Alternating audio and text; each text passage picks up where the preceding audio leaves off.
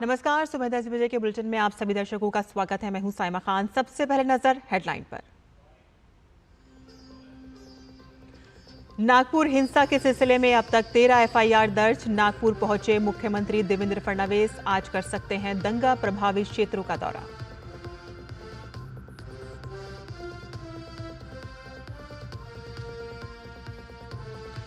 CBI ने Noida sports city परियोजना मामले में 3 एफआईआर की दर्ज। दिल्ली और नोएडा में ली तलाशी। 9,000 करोड़ रुपए से ज्यादा के घोटालों का है आरोप।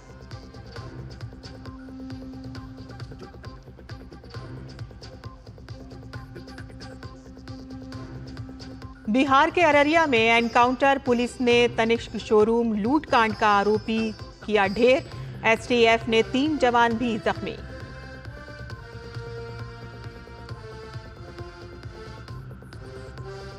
इजराइल की सेना गाजा में अंदर तक घुसी। गाजा के एकमात्र कैंसर अस्पताल को बनाया निशाना। संघर्ष विराम खत्म होने के बाद अब तक 600 फिलिस्तीनी नागरिक मारे गए।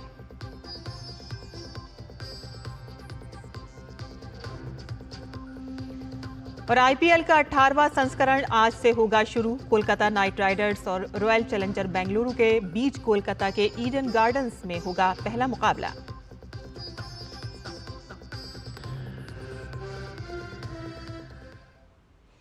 और अब समाचार विस्तार से। सीबीआई ने उत्तर प्रदेश में प्रस्तावित हजारों करोड़ रुपए के स्पोर्ट्स सिटी परियोजना मामले में 3 एफआईआर दर्ज की हैं और इसके साथ ही जांच एजेंसी ने दिल्ली और नोएडा में कई स्थानों पर तलाशी भी ली है। तलाशी के दौरान आपत्तिजनक दस्तावेज, डिजिटल साक्ष्य बरामद हुए हैं। नोएडा में स्पोर्ट्स सिटी परियोजनाओं के आवंटन, विकास और मंजूरी में कथित अनियमितताओं का मामला 2011 से 2014 के बीच मायावती और अखिलेश यादव के मुख्यमंत्रित्व काल का है। कैग की रिपोर्ट जारी होने के बाद अनियमितताएं उजागर हुई और 9,000 करोड़ से ज्यादा के घोटाले का मामला सामने आया है। बिहार के अररिया जिले में आज तड़के एसटीएफ की अपराधियों से हुई मुठभेड़ में तनिष्क शोरूम लूटकांड का आरोपी ढेर हो गया। अररिया पुलिस के अनुसार आज सुबह एसटीएफ को 2 अपराधियों के मूवमेंट की सूचना मिली थी और इसी आधार पर मौके की घेराबंदी की गई। पुलिस ने ललकारा तो वो भागने लगे और फायरिंग करने लगे।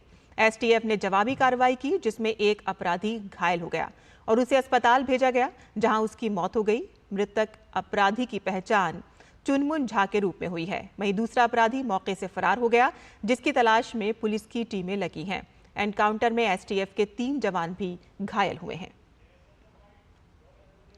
सुबह एसटीएफ विशेष कार्यबल को और इन्फॉर्मेशन था, उसी सूचना पर यहाँ छापामारी किया गया, जिसमें अपराधकर्मी 2 थे, वो भागने लगे। उनको बार बार रोकने के बावजूद भी वो लोग गोली फायरिंग कर दिए पुलिस पर। इसके आत्मरक्षार्थ एसटीएफ की टीम ने भी फायरिंग किया। जो हमारे एसटीएफ के भी 2-3 लड़के घायल हैं, उन्हें भी इलाज के लिए भेजा गया है। और अपराधकर्मी जो है, उसके बारे में मालूम चला है कि वो अपराधकर्मी हमारे जिला का कुख्यात अपराधकर्मी था, जो कई बैंक लूट में कांड में संलिप्त रहा है। पूर्णिया, तनिष्क में और पलाशी मुखिया पर फायरिंग करने में। उसका नाम चुनमुन झा है। लखनऊ के मलिहाबाद में पुलिस और बदमाशों के बीच हुई मुठभेड़ में हत्या का मुख्य आरोपी अजय कुमार मारा गया। अजय पर बनारस से आई 32 वर्षीय महिला की हत्या का आरोप था। यह हत्या दुष्कर्म की कोशिश में महिला का गला घोंटकर की गई थी। डीसीपी पश्चिमी और क्राइम ब्रांच की टीम ने अजय को पकड़ने के लिए महमूद नगर इलाके में घेराबंदी की। इस दौरान अजय ने भागने की कोशिश की और पुलिस पर फायरिंग कर दी। जवाबी कार्रवाई में पुलिस की गोली लगने से वह घायल हो गया और उसे अस्पताल ले जाया गया, जहां डॉक्टरों ने उसे मृत घोषित कर दिया। पुलिस के अनुसार अजय पर हत्या, लूट और अन्य गंभीर मामलों में 1 दर्जन से अधिक मुकदमे दर्ज थे। उसकी गिरफ्तारी पर 1 लाख रुपए का इनाम घोषित था। पुलिस ने हत्या में इस्तेमाल किया गया ऑटो रिक्शा भी बरामद कर लिया है। एक संदिग्ध मोटरसाइकिल को जब रोकने का प्रयास किया गया, तब उस व्यक्ति ने गाड़ी मुख्य सड़क से कच्ची सड़क पर उतार दी और उतारने पर उसकी मोटरसाइकिल गिरी और उसके बाद वो पैदल भागा और भागते समय उसने पुलिस पार्टी पर फायर भी किया। पुलिस पार्टी ने भी आत्मरक्षार्थ फायर किए, जिससे वो घायल हो गया और उसको तत्काल सीएससी में भेजा गया और वहाँ से उसको ट्रामा सेंटर रेफर कर दिया गया। और इसके साथ जो उसके पास से जो एक देसी तमंचा और 2 मोबाइल भी बरामद हुए, जिस मोबाइल में उसमें से एक मोबाइल वो मोबाइल था जो उस मृतक युवती का था, जिसको उस घटना के दिन इसने उसे छीना था। जो अजय नाम का व्यक्ति है, इसे पुलिस कमिश्नर लखनऊ महोदय की तरफ से 1 लाख रुपए का इनाम भी घोषित था।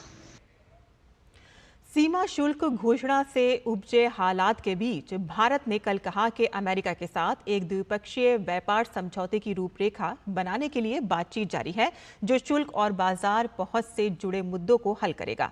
विदेश मंत्रालय के प्रवक्ता रणधीर जायसवाल ने भारत अमेरिका टैरिफ पर कहा कि दोनों देश व्यापार वार्ता को आगे बढ़ाने की प्रक्रिया में हैं। उन्होंने कहा कि हमारा लक्ष्य व्यापार को बढ़ाना, बाजार बाधाओं को कम करना, टैरिफ और गैर टैरिफ बाधाओं को दूर करना और हमारी सरकारें इसमें लगी हुई हैं।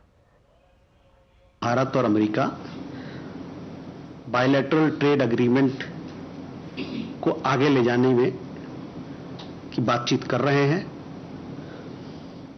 दोनों सरकार एक जो फ्रेमवर्क होता है बायलैटरल ट्रेड एग्रीमेंट का, इस पे बातचीत करने के लिए कदम बढ़ा रही है। इस संदर्भ में हमारे वाणिज्य मंत्री अमेरिका के दौरा पर भी थे 3 से 7 मार्च 2025 को, और वहां पर जो उनके कॉमर्स सेक्रेटरी हैं उनसे मुलाकात हुई और अमेरिका के जो ट्रेड रिप्रेजेंटेटिव है उनसे मुलाकात हुई। भारत चीन वार्ता पर रणधीर जायसवाल ने कहा कि जब से कजान में नेताओं की बैठक हुई है, तब से हमने विदेश मंत्री, राष्ट्रीय सुरक्षा सलाहकार और विदेश सचिव स्तर पर रचनात्मक बैठकें की हैं। दोनों देशों के बीच बातचीत और संवाद हो रहे हैं और सही दिशा में आगे भी बढ़ रहे हैं। On India-China talks, since we had the meeting between the President of China and Prime Minister in Kazan, since then we've had engagement, constructive engagement at the level of External Affairs Minister, at the level of NSA, and Foreign Secretary also traveled to China in January where he met his counterpart. Subsequent to Foreign Secretary's travel, you also must have, I gave you a readout on what External Affairs Minister, what he discussed with his Chinese counterpart on the sidelines of G20 in Johannesburg. So conversation and dialogue have been going on and they have been moving forward in the right direction. और America में भारतीय छात्रों की स्थिति पर बोलते हुए विदेश मंत्रालय के प्रवक्ता ने कहा कि अमेरिका में बड़ी संख्या में भारतीय छात्र हैं। उन्होंने कहा कि अगर कोई छात्र किसी समस्या का सामना कर रहा है तो उसे वाणिज्य दूतावासों द्वारा सहायता प्रदान की जाएगी। We have a large number of Indian students in the United States and this number is also growing. Knowledge partnership and participation of our students or enrollment of our students in universities in the United States and the expansion of knowledge partnership is an important element in our relationship, and we want to foster these ties further. Now, as to how many students are facing any problem, etc., if there is an Indian student who's facing a problem, the consulate or the embassy is there to help them with their well-being, with their safety, and we would continue if there is any Indian student who would like a helping hand. Our consulate and our government, the embassy is there to help them out. और नागपुर में हिंसा मामले में अब तक police ने 14 लोगों को गिरफ्तार किया है, जिससे इस मामले में अब तक पकड़े गए लोगों की कुल संख्या 105 हो गई है। नागपुर हिंसा के सिलसिले में 10 किशोर भी हिरासत में लिए गए हैं। इस हिंसा को लेकर 3 नई प्राथमिकी भी दर्ज की गई हैं। कुल मिलाकर इस मामले में अब तक 13 प्राथमिकी दर्ज की गई हैं। नागपुर के पुलिस आयुक्त रविंद्र कुमार सिंघल ने कहा कि शहर के कुछ हिस्सों से कर्फ्यू हटाने का फैसला उच्च स्तरीय समीक्षा बैठक के बाद लिया जाएगा। महाराष्ट्र के मुख्यमंत्री देवेंद्र फडणवीस विदर्भ के सबसे बड़े शहर नागपुर में 17 मार्च को हुई हिंसा के बाद पहली बार कल देर शाम नागपुर पहुंचे। सूत्रों ने बताया है कि वे आज मीडिया से मिल सकते हैं और शहर के दंगा प्रभावित इलाकों का दौरा कर सकते हैं। और इससे पहले दिल में मुख्यमंत्री ने कहा था कि नागपुर हिंसा के दिन सोशल मीडिया पोस्ट पर अधिक प्रभावी तरीके से नजर रखी जानी चाहिए थी, क्योंकि इससे पुलिस को ये पता लगाने में मदद मिलती कि क्या योजना बनाई जा रही थी। हालांकि उन्होंने इस बात से इनकार किया कि खुफिया स्तर पर कोई विफलता थी। फडणवीस ने कहा कि पुलिस की प्रतिक्रिया उचित थी और ये नहीं कहा जा सकता कि ये अपर्याप्त थी। नागपुर के कई हिस्सों में 17 मार्च को पथराव और आगजनी की खबरें आईं। यह हिंसा छत्रपति संभाजीनगर स्थित मुगल बादशाह औरंगजेब की कब्र हटाने की मांग को लेकर विश्व हिंदू परिषद के नेतृत्व में हुए प्रदर्शन के दौरान धार्मिक लेख वाली चादर जलाने की अफवाहों के बाद हुई थी।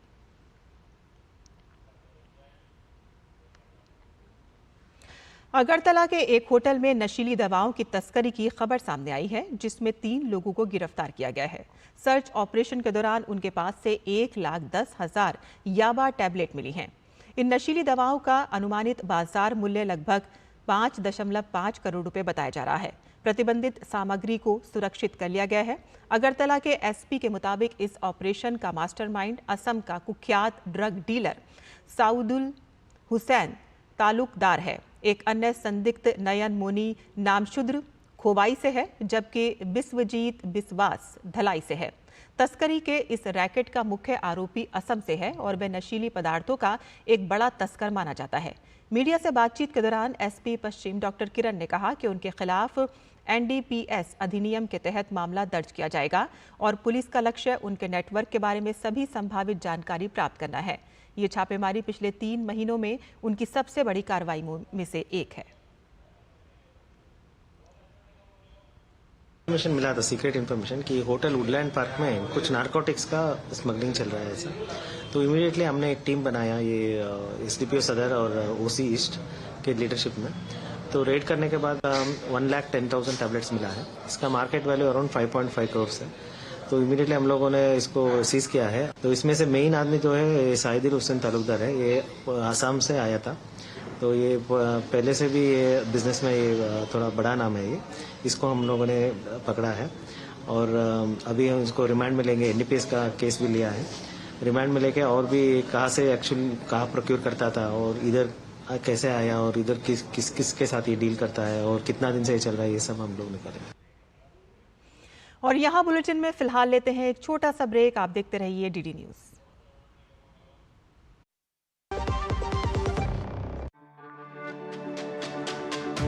मेरी पसंद, मेरी पसंद, मेरी पसंद, मेरी पसंद, हमारी पसंद, हम सबकी पसंद। मजबूत देश का मजबूत सरिया हो गया स्टील। जो लक्ष्य चुना था समझ आने लगा है। जीएलए यूनिवर्सिटी, उच्च लक्ष्य की निश्चित प्राप्ति। और ब्रेक के बाद आपका फिर से स्वागत है। तमिलनाडु के मुख्यमंत्री एमके स्टालिन ने साउथ के सभी राज्यों सहित कई अन्य राज्यों के सीएम और कई क्षेत्रीय दलों के नेताओं को आज चेन्नई में होने वाली परिसीमन पर ज्वाइंट एक्शन कमेटी की पहली मीटिंग में बुलाया है। वहीं संघ ने इसे परिसीमन के नाम पर उत्तर और दक्षिण में विभाजन की कोशिश बताया है। बीजेपी इसे चुनावी स्टंट और ड्रामेबाजी करार दे रही है। हालांकि स्टालिन की मीटिंग को कहीं न कहीं विपक्षी एकजुटता की ताकत दिखाने की कोशिश के तौर पर देखा जा रहा है। बैठक में भाग लेने के लिए विपक्षी नेताओं के चेन्नई पहुंचने का सिलसिला जारी है।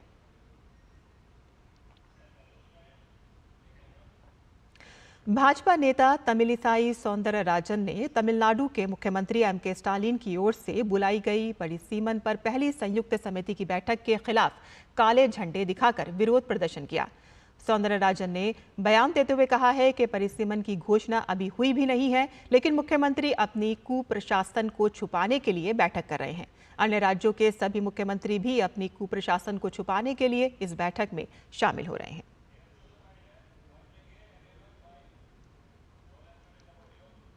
With all these problems, what the delimitation is not announced, but CM is conducting a meeting. Tamil Nadu CM is conducting a meeting to hide his misgovernance. All the other state CMs are attending the same meeting to hide their own state's misgovernance. आज बिहार दिवस मनाया जा रहा है। इस मौके पर प्रधानमंत्री नरेंद्र मोदी ने बिहार वासियों को शुभकामनाएं दी हैं।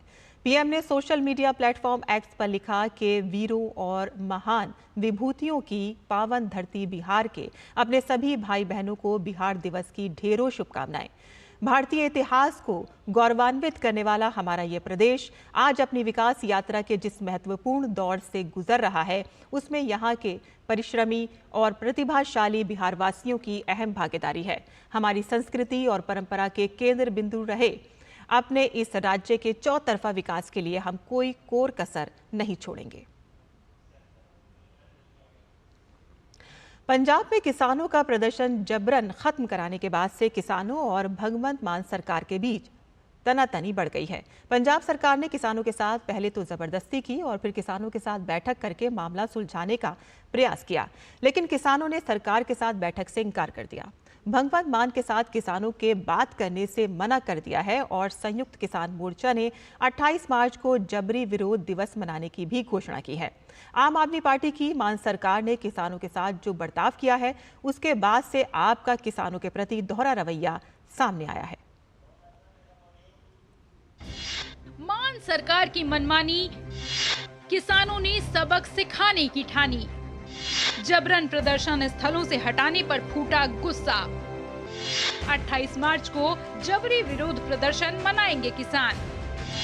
पंजाब हरियाणा सीमा से किसानों को जबरन हटाने के बाद उन्हें मनाने की कवायद के तहत पंजाब की भगवंत मान सरकार ने किसानों को बैठक का न्योता भेजा, लेकिन अपमानित हुए किसानों ने बैठक में आने से ही मना कर दिया।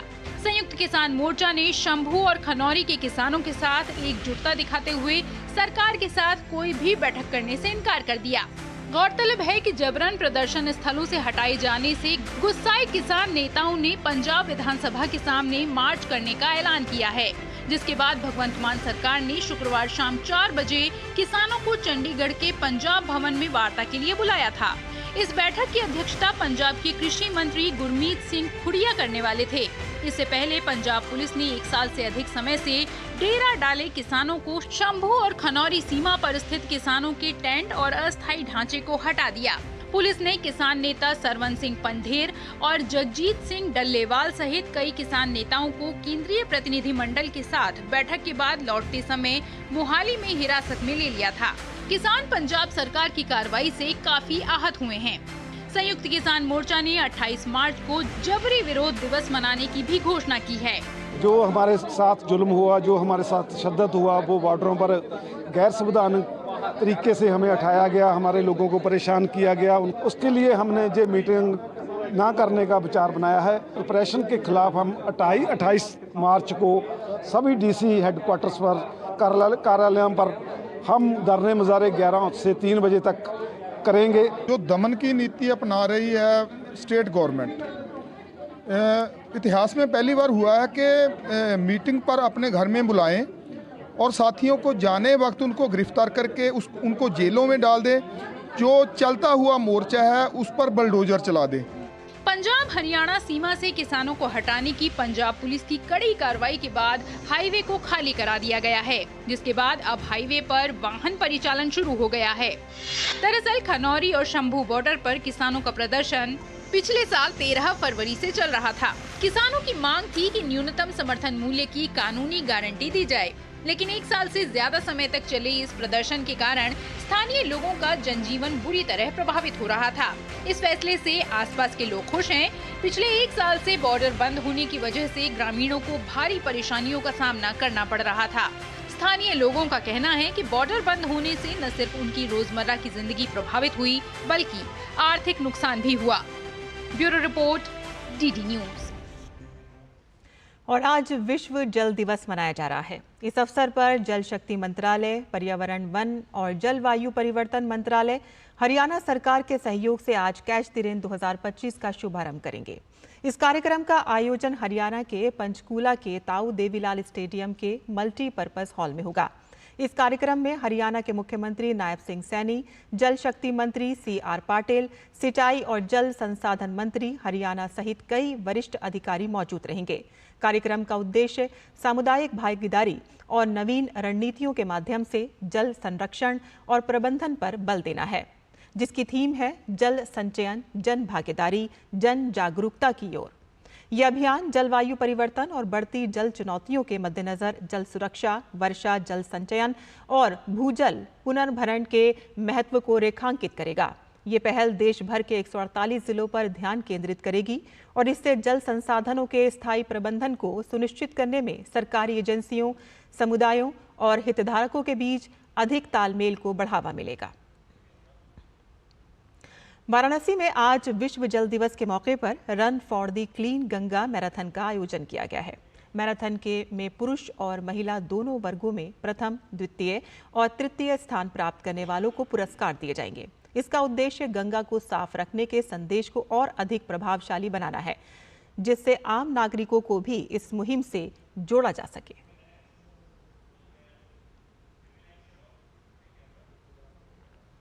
और प्रधानमंत्री नरेंद्र मोदी ने वर्ष 2021 में कैच द रेन मिशन की शुरुआत करके आने वाली पीढ़ियों के लिए जल समृद्ध भारत का सपना साकार करने की दिशा में एक महत्वपूर्ण कदम उठाया। ये मिशन जल शक्ति अभियान के तहत शुरू किया गया था। इसका उद्देश्य बारिश के पानी को संरक्षित करना, पुराने तालाबों और कुओं को पुनर्जीवित करना और भूजल स्तर को बढ़ाना था। और इस मुहिम के माध्यम से बारिश की हर बूंद को सहेज कर हम भविष्य में पानी की कमी से निपटने की दिशा में मजबूती से आगे बढ़ रहे हैं।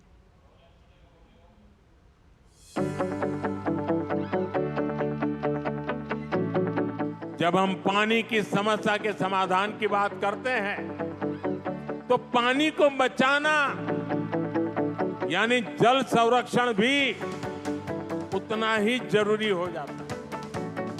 आज देश भर में एक अभियान चलाया जा रहा है, कैच द रेन, बूंद बूंद पानी को पकड़ो। कैच द रेन का मतलब है जहां बारिश का पानी गिरे उसे व्यर्थ नहीं जाने देना। जल ही जीवन सिर्फ कोरा नारा न बनकर रह जाए, बल्कि जागरूकता से जन आंदोलन और इसके बाद जन भागीदारी से समस्या का समाधान हो। इसी उद्देश्य से 22 मार्च 2021 को विश्व जल दिवस के अवसर पर प्रधानमंत्री नरेंद्र मोदी ने जल शक्ति अभियान कैच द रेन अभियान की शुरुआत की। इसके तहत 5 केंद्रित उपाय अपनाने पर बल दिया गया, जिसमें वर्षा जल संचयन और जल संरक्षण, सभी जल निकायों की गणना, जियो टैगिंग और सूची बनाना, जल संरक्षण के लिए वैज्ञानिक योजनाएं तैयार करना, सभी जिलों में जल शक्ति केंद्र स्थापित करना, गहन वन रोपण, जागरूकता पैदा करना शामिल हैं। जल शक्ति अभियान कैच द रेन देश भर के सभी ग्रामीण और शहरी क्षेत्रों के ब्लॉकों को कवर करने वाली एक वार्षिक गतिविधि बन गई है। अभियान की सफलता का पैमाना इसी बात से निकाला जा सकता है कि पारंपरिक जल निकायों को पुनर्जीवित करने और कुशल जल उपयोग पर ध्यान केंद्रित करते हुए 1,67,00,000 से अधिक जल संरक्षण कार्यों को पूरा किया जा चुका है। 2021 में अभियान की शुरुआत के बाद से इसे हर साल नई धार दी गई। पिछले साल इस अभियान के 5वें संस्करण का शुभारंभ किया गया, जिसकी थीम नारी शक्ति से जल शक्ति रखा गया। इसमें जल संरक्षण और प्रबंधन में महिलाओं की अभिन्न भूमिका पर जोर दिया गया। बूंद बूंद पानी की बचत सरकार के प्रयासों से सुनिश्चित की जा रही है और अब ये हम सभी का फर्ज बनता है कि प्रधानमंत्री नरेंद्र मोदी के आह्वान के साथ हम खुद भी जुड़ें ताकि आने वाली पीढ़ियों का भविष्य सुरक्षित हो सके। अगर देश ने पानी की बचत पर ध्यान नहीं दिया, पानी का दोहन नहीं रोका, तो आने वाले दशकों में स्थिति बहुत ज्यादा बिगड़ जाएगी। और हमारे पूर्वजों ने हमें पानी दिया है, ये हमारी जिम्मेवारी है कि हमारी आगे वाली पीढ़ी को हमें पानी सुरक्षित देकर के जाना चाहिए।